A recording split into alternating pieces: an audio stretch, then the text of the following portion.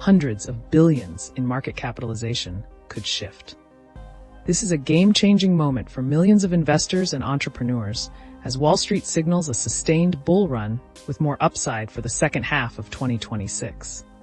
What's truly revolutionary is how this isn't just about traditional stock picking. It's about the ripple effect, creating entirely new ventures. Savvy players are already positioning themselves to capture this growth, understanding that a rising tide lifts all boats, especially those built on solid business models.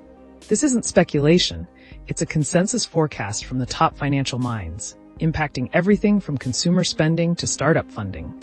The opportunity for new wealth creation is undeniable, making now a critical time to understand how this major economic forecast can directly impact your wallet and your business trajectory. Get ready to discover the lesser-known truths about profiting from this surge. Wall Street's optimism isn't just hype, it's rooted in fundamental economic shifts. Major financial institutions are analyzing robust corporate earnings, easing inflation pressures, and the anticipation of stable interest rates. This environment traditionally fuels consumer confidence and business expansion, creating a powerful multiplier effect across the economy. Think about it. When people feel wealthier, they spend more, they invest more in their businesses, and they're more open to new products and services. That's where the real opportunity lies for creators and entrepreneurs, far beyond just buying stocks. It's not just what the big corporations are doing, it's about the ripple effect throughout the entire economy, creating fertile ground for small businesses and side hustles to thrive. This discovery fundamentally alters the landscape for anyone looking to build or scale income streams. Here's what Bloomberg and the WSJ have been tracking: the sheer breadth of this bullish sentiment. It's not just a handful of analysts. It's a broad consensus across major financial reports and investment strategy desks. This outlook is often underpinned by real-world indicators like strong employment figures, consistent consumer spending data, and positive manufacturing outputs that signal a robust economy. Companies across various sectors, from established tech giants to emerging green energy startups, are reporting solid growth, leading to upgraded forecasts. What's wild about this is how quickly market sentiment can pivot, but the current data points to sustained momentum, creating a clear runway for business development. This consistent pattern of positive economic data is the bedrock of the projected upside, a finding that should grab every entrepreneur's attention. We're seeing a rare alignment of factors. Here's what nobody mentions when Wall Street talks about a bull market. It's not just for institutional investors trading billions. This upward trend creates a massive surge in demand for supporting services and niche products. Think about it. As businesses grow, they need more marketing, specialized software, and compelling content. As individuals feel wealthier, they invest in education, hobbies, and convenience. This is your chance to build a business that serves the rising tide.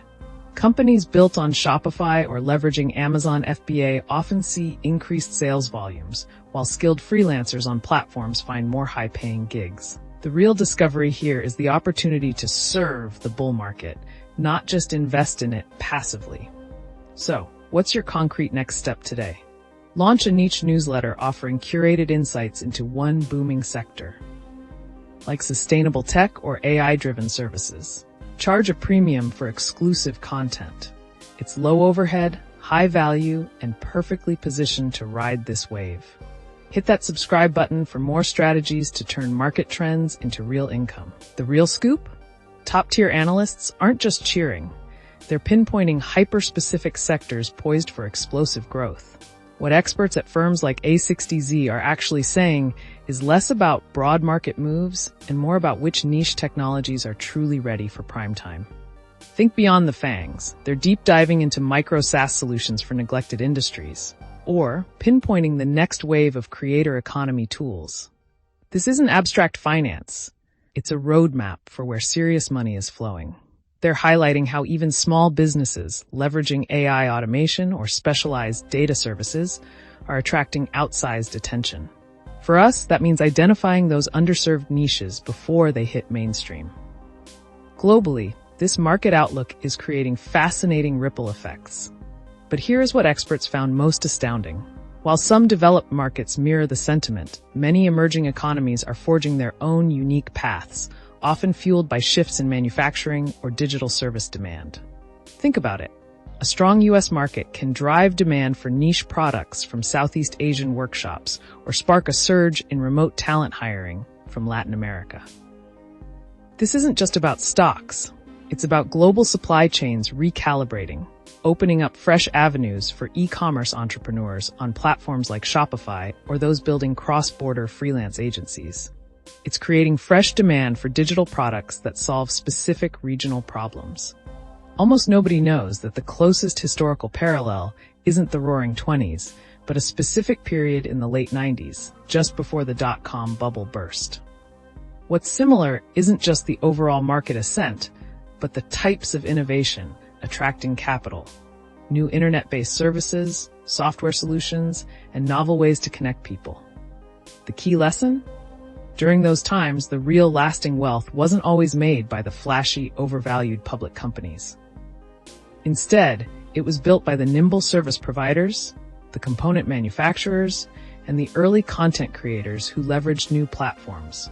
They built durable businesses, often bootstrapped, that supported the larger wave without riding its highest, riskiest peaks.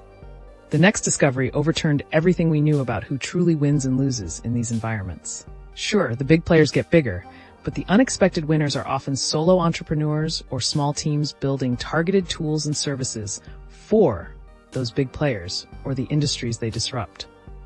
Think vertical SaaS for niche professional services, or specialized ad agencies for emerging B2B segments. The quiet losers? Businesses stuck in outdated models, resistant to digital transformation, or those whose core offering can now be easily automated or outsourced. It's not about being small or big, but about adaptability and serving the new value chains being created.